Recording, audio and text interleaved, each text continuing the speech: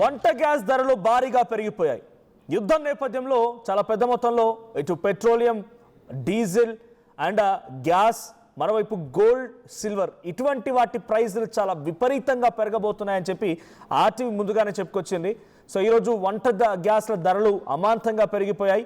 Cylinder ధరలు పెంచుతూ oil సంస్థలు నిర్ణయం తీసుకున్నాయి. ఎల్పిజి సిలిండర్ పైన 60 రూపాయలు, అదే కమర్షియల్ సిలిండర్ పైన 115 రూపాయలని పెంచేస్తూ ఆయా కంపెనీలు నిర్ణయం తీసుకుని అర్ధరాత్రి నుంచే ఈ ధరలు అమల్లోకి వచ్చాయి. హైదరాబాద్లో ఈరోజు గృహోపకరణాల కోసం ఉపయోగించిన సిలిండర్ ధర 965 రూపాయలు ఉంది.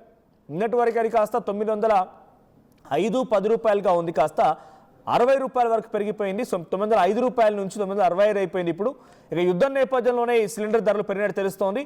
మరోవైపు అటు కమర్షియల్ వాటిపైన కూడా సుమారుగా 115 రూపాయలు పెరిగింది.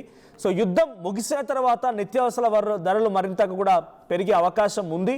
సో యుద్ధం నడుస్తోంది, అది ముగిసిన తర్వాత కూడా మరింతగా పెరిగే అవకాశం ఉంది. ఇప్పటికే బల్క్ కమర్షియల్ గ్యాస్ సరఫరా నిలిపివేసింది కేంద్ర ప్రభుత్వం.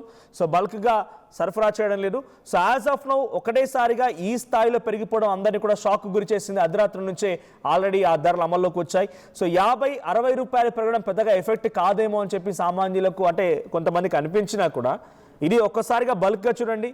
హోటల్ నిర్వహించే వారికి పర్ డే ఒక సిలిండర్ చొప్పున వేసుకున్నా కూడా నేమన్నట్టు కంటే కూడా ఇప్పుడు ఒక 115 రూపాయలు ఎక్కువ అదనంగా చెల్లించాల్సి ఉంటుంది. సో అటువైపు నెలకొకసారి గ్యాస్ సంబంధించి సిలిండర్ తీసుకున్నా 60 రూపాయలు అనిపించిన ఒక కుటుంబానికి, కానీ అదే ఓ 10 కుటుంబాలు తీసుకుంటే సో ఆ రకంగా అమాంతంగా పెరిగిపోయాయి. సో కొంత ఇప్పుడు దీని ఎఫెక్ట్ ఎక్కువగా చూపించేది కమర్షియల్గా వాడేటువంటి కమర్షియల్ సిలిండర్స్ కోసం వరకు మాత్రమే కొంత ఎక్కువగా ఎఫెక్ట్ చూపించబోతోంది. సో 115 రూపాయలు కమర్షియల్ పైన, 60 రూపాయలు ఎల్పిజి సిలిండర్ పైన పెరిగిపోయాయి. సో ఢిల్లీలో కూడా ఇదే రకంగా ధరలు 850 నుంచి 913కు చేరింది. ముంబైలో 852 నుంచి 879కి చేరింది. సో ఇట్లా వివిధ స్టేట్స్లో ఏ రకంగా ఉందో చెప్పే ప్రయత్నం చేస్తున్నాను.